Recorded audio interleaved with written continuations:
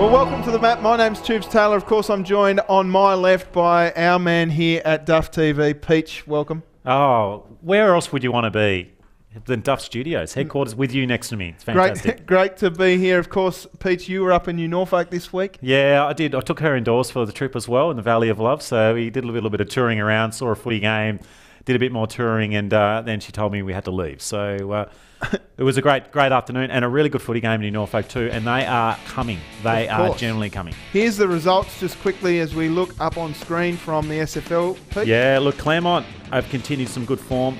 Sort of getting back in a close one against Sorrel. As we mentioned, New Norfolk with a win in the end in a tight one against Huonville. Cygnet and Hobart played out a belter with, in the end, Cygnet getting a victory, which is really important for them.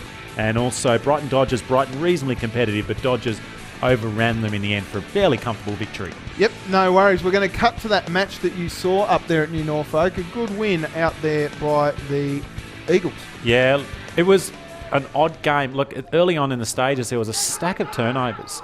And there was also a stack of tackles. This is Jared Lawler getting it out of the middle. He's getting it to the big fella McIndoe. Now, McIndoe had to play. He's played forward a little bit this year. He's probably one of their more important players. What Huonville probably struggled with was no Mickey Paul. Yep. We witnessed him around the boundary line. He's obviously got some injuries at the moment.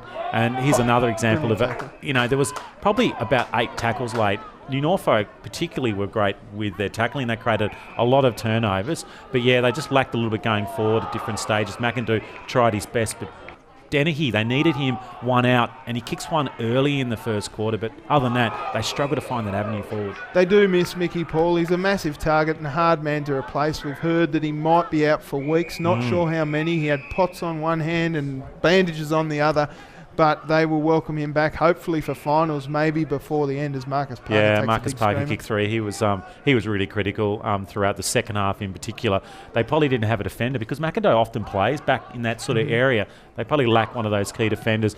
The way that New Norfolk looked like scoring early on was this. It was turning the ball over in the middle of the field, getting it out the back of the defenders for Huonville, and then scoring with these little shots on goal here. So that was probably at one stage, I didn't even think either team was really going to score. And what was a really contested, high turnover game of footy and pretty congested as well. Yeah, well, I'm sure that the guys down there at the Lions, as we see Mickey Paul in the background and a big arrow there on his little wrist as we zoom in. Has he got them bandaged? Is he? What's he doing? But he looks pretty frustrated up there.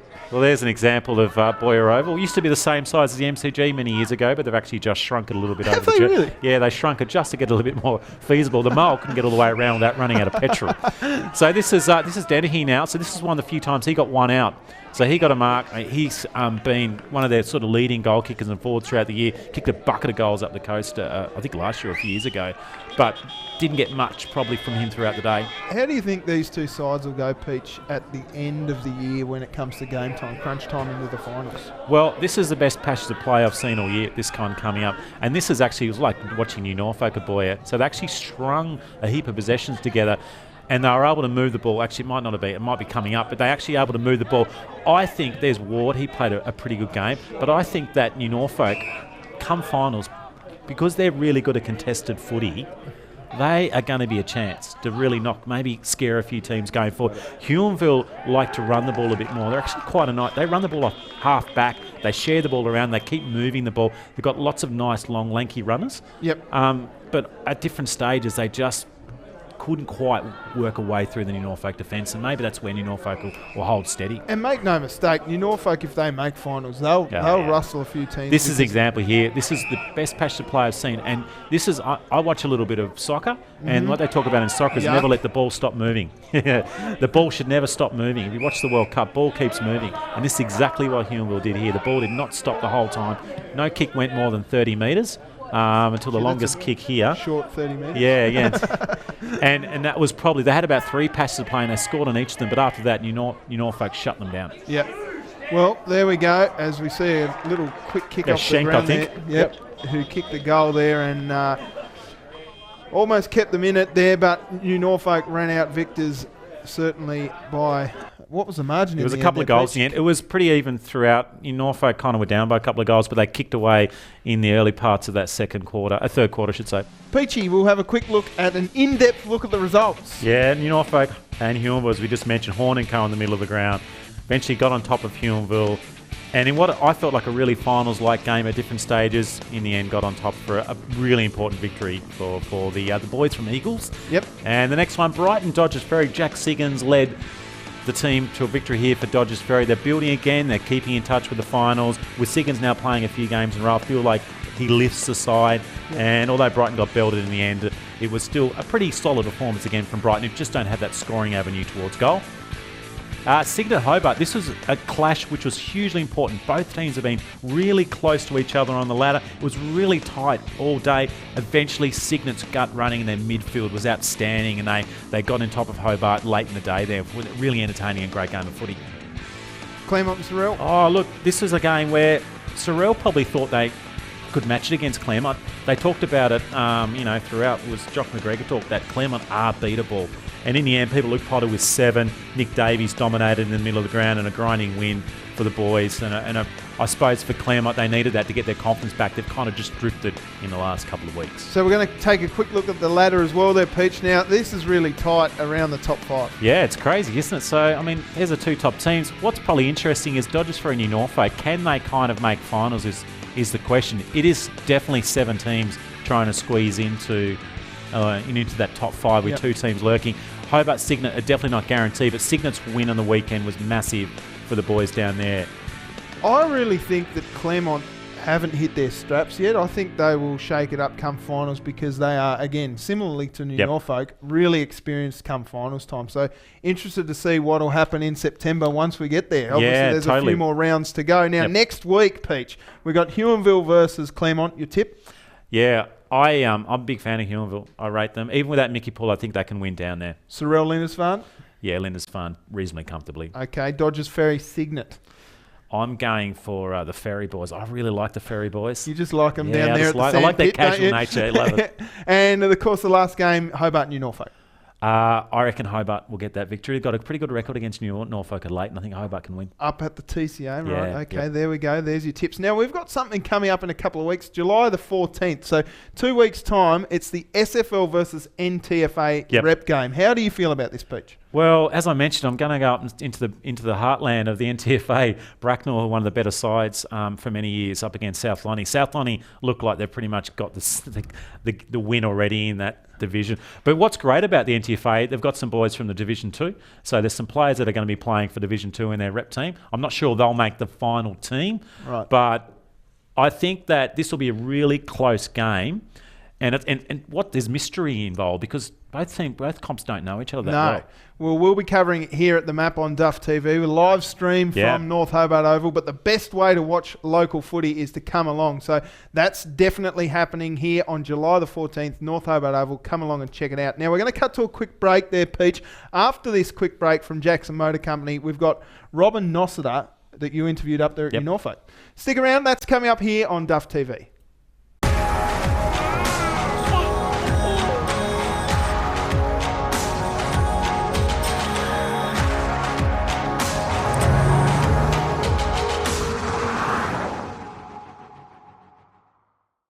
Yeah, it's the Map here at Boyer Oval. We've got Robin Nossiter, the chairman of the Boyer Oval Committee. There's been some wonderful work done on the ground. Onto our right with the scoreboard. Robin, can you tell us a little bit about the plans for the ground and maybe the grandstand behind us? Well, we're trying to get some federal and state money to upgrade the facility.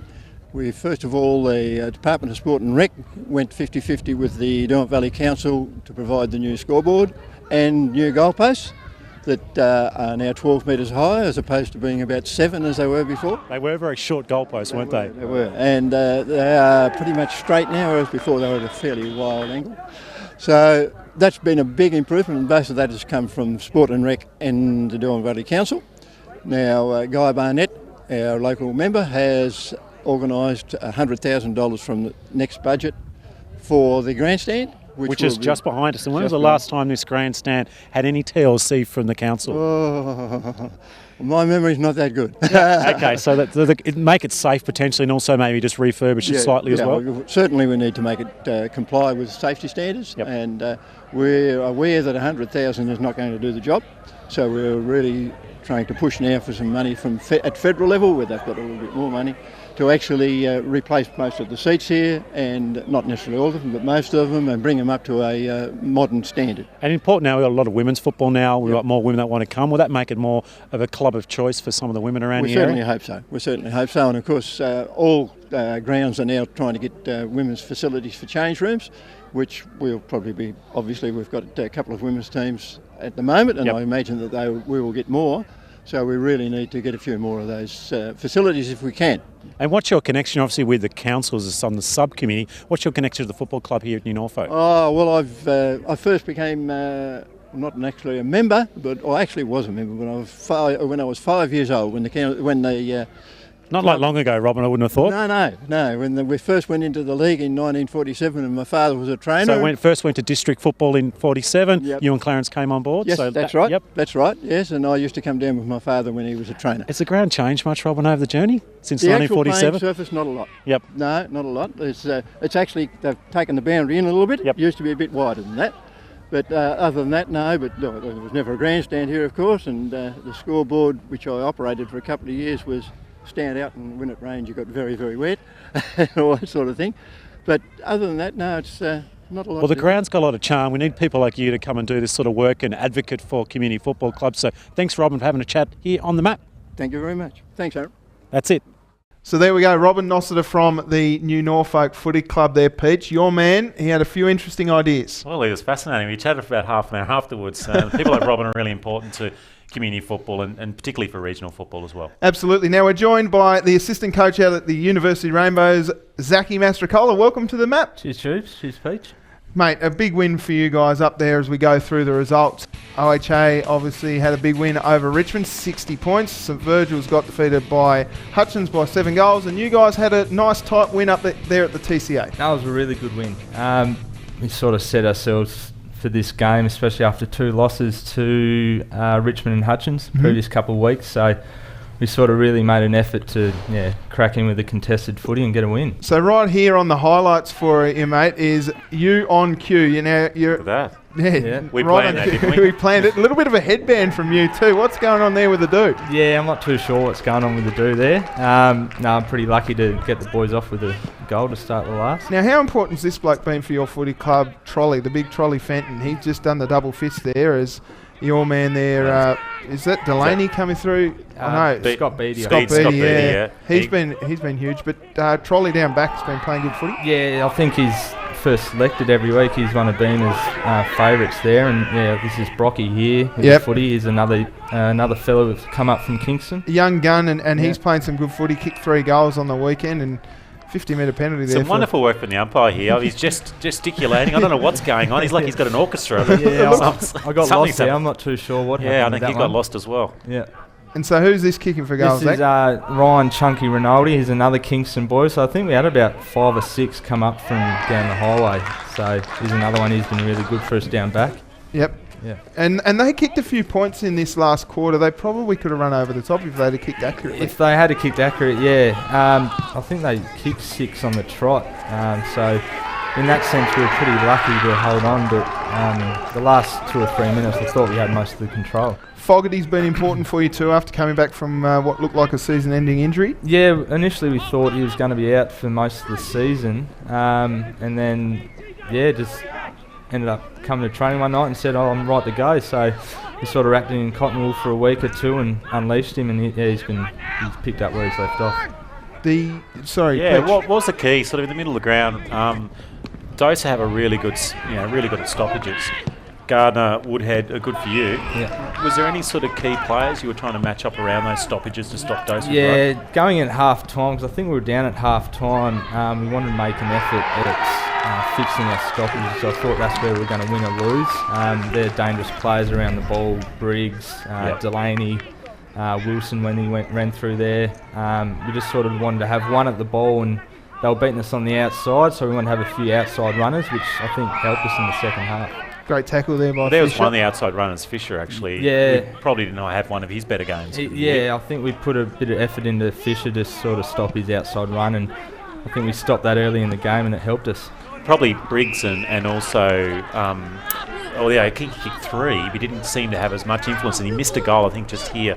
I think there was a couple of goals they missed late. Yeah, a couple of their big nuts, like Wills, I think Caden missed one here, late as well. Briggs missed one late. I think Michael Fisher, he went down with a hamstring earlier in the game, so that obviously helped us because he's a quality player.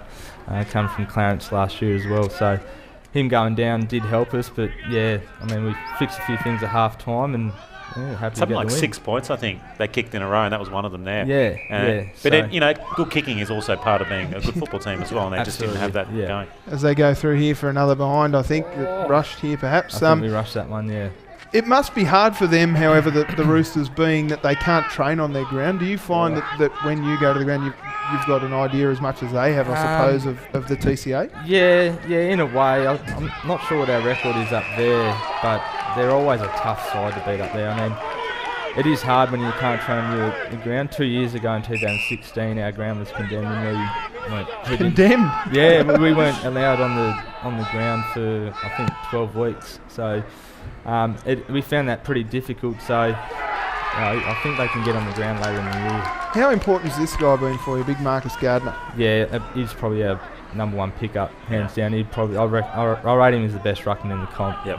He's just been sensational. And he actually generally beat Reece Ward, he's an unusual style ruckman. We talked about him a little bit here in the map, but he generally beat him, I think, on the day, which is a good result. And he's done that week in, week out for us. He's I can't speak highly enough of him. He's a gun. He's a genuine gun. Very quiet achiever too, isn't he? He doesn't talk much big sausage, but when he does, he's pretty witty. Yeah. Now we're going to go through the detailed results here for you on the map from the games this week. As we said, the University Rainbows defeated DOSA by about 13 points up there. A couple of goal kickers, Ethan Brock, we mentioned, and yourself, mate, kicked 3 apiece, and Jakey Briggs kicked 3 for DOSA.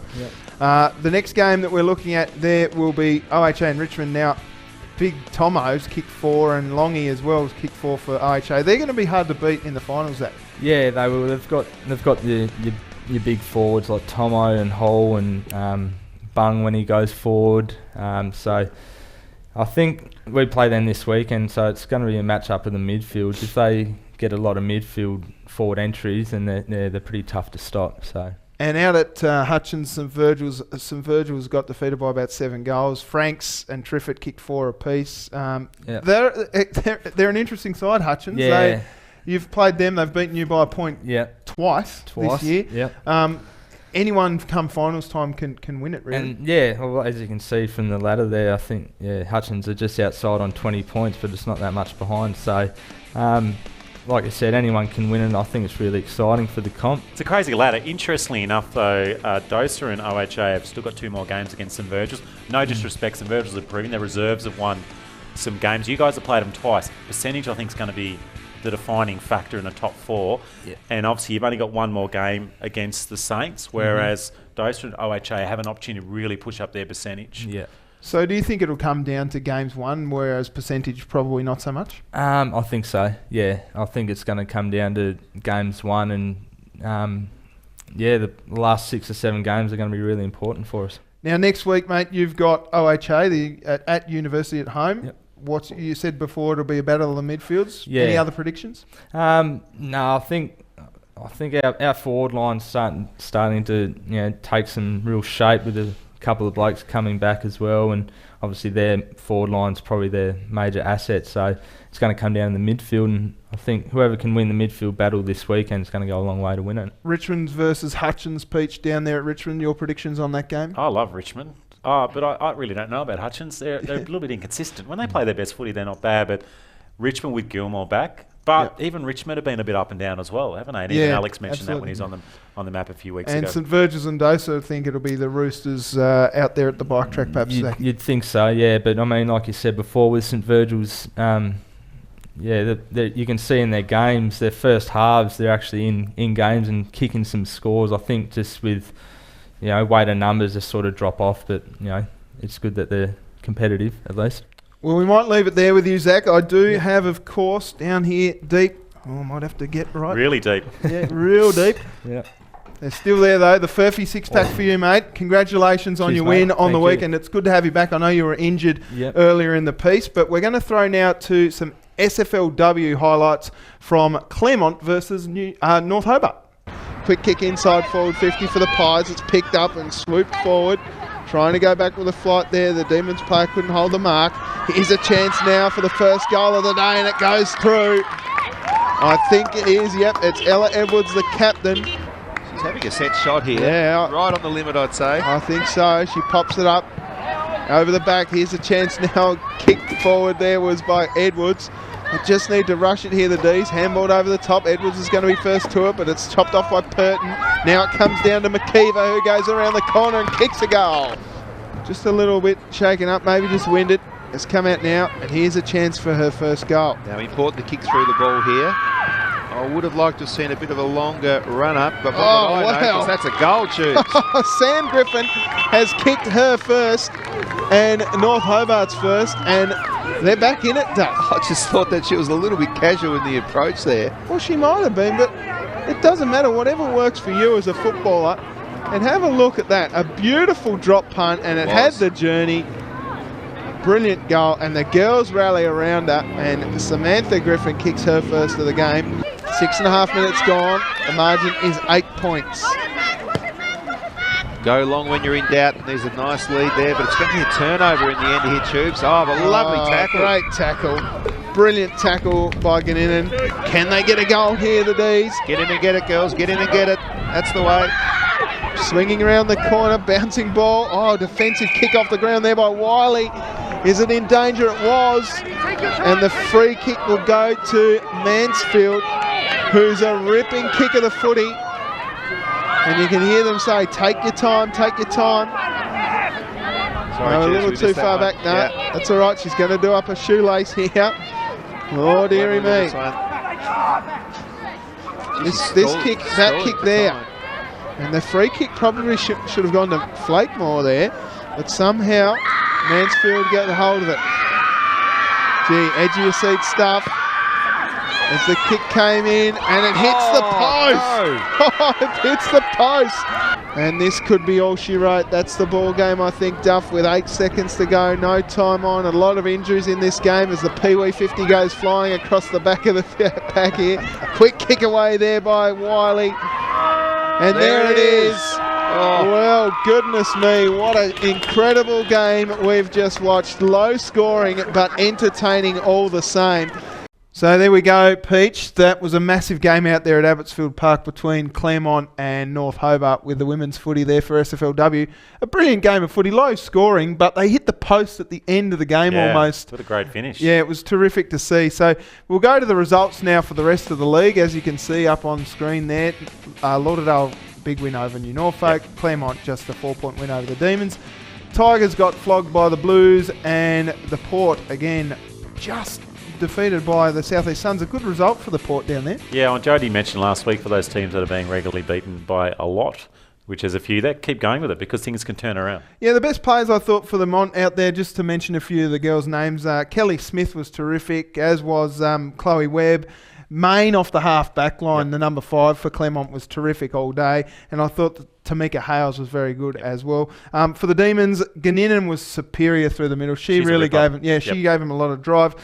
Griffith kicked a goal there. Kicked a goal there, and the only goal for North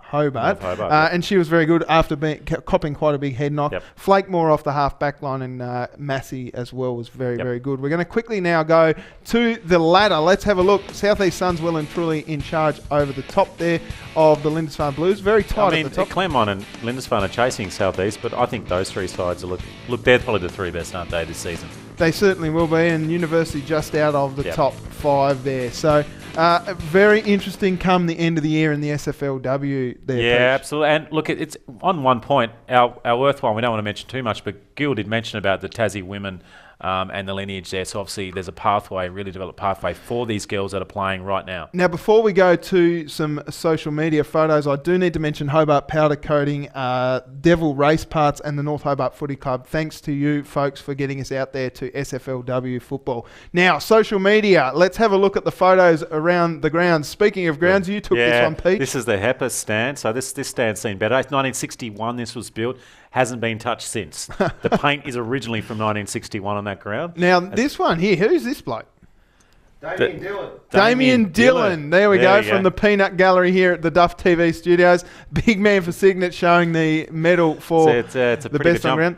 This one's up at the TCA. Yeah, one of the better boozer areas, isn't it? It's a nice spot. Look very relaxed there, don't they? Little can van I can behind us. tell you that most of those blokes there are from the Uni Footy Club, and there was another rooster bar around the other side. No, it's funny, isn't so it? it's good to keep them separate. Now that's Mark Rippon being smashed in a tackle there by Jeff Fisher. Yeah, that's a good tackle. Fisher laid a couple of good tackles, pretty contested through that middle of the ground. So that's a great photo.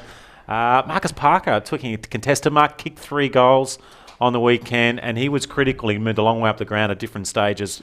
He's an important player. Now, there are a lot of milestones as well up there for the whole, across both of our favourite leagues, or 3 of our favourite leagues. Stephen Dick played his 200th out at the Richmond Footy Club. There's been a lot of milestones recently, and which is awesome. Community footy, people playing lots of games. I think they're a long way off the record. I think it's around 700 in Tassie footy. Oh, wow. Some bloke played till he's in his late 60s. There's a young umpire. Good to see the young Good people technique. getting very ready to go there. Next one coming up, look at this. That is Rodney Hollywood Guy, the umpire, and poor old Gareth Delaney's on his knees pleading him.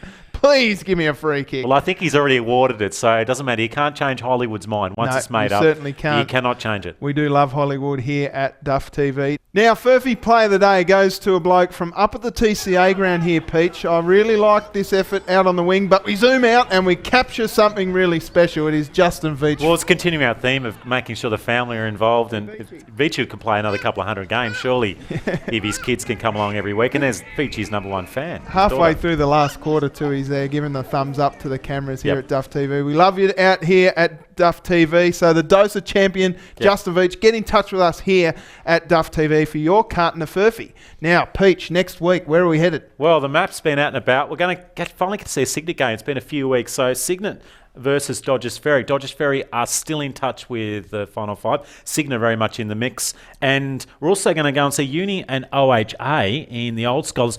But Duff is getting really creative. He's going to get around in his little car. He's going to bomb around. He's going to go and see Sorrel versus Lindisfarne. Yes. And there's some special people at that game. There are some special people out there at Pembroke Park this week. Joffa from the Collingwood Footy Club is going to be there. How's he got a visa to come to Tasmania? I don't know how he's getting a passport to come down here, but he's going to be out there at Pembroke Park, as is David Foster, the world champion axeman from the north of the state. He's going to be there. And Spider Everett, just to add another one into the mix. That's going to be crazy. There's going to be no beer left or pies left anywhere. There actually has another game the map's going to. With the rep game coming up in a couple of weeks, I'm heading to Bracknell to see the Redlegs versus South Lonnie. There's about 9 guys from the NTFA that are going to be playing rep, who will be playing rep footy in a couple of weeks. So we've got the rep game coming up. So I'll be at Bracknell. We are looking forward to that rep game between the NTFA and the SFL, of course, a couple of weeks' time here on the map. Now, that wraps it up, Peach. I haven't mentioned your shirt just yet. I've let it slide for a while. Yeah. It's a full-blown filthy shirt, but you're doing okay. Great job today. Thanks very much to Zachy Mastocola for coming in. Of course, our sponsors, Jackson Motor Company, AFL Taz, and the SFL and Old Scholars. My name's Tubes Taylor. We'll catch you next week here on the map.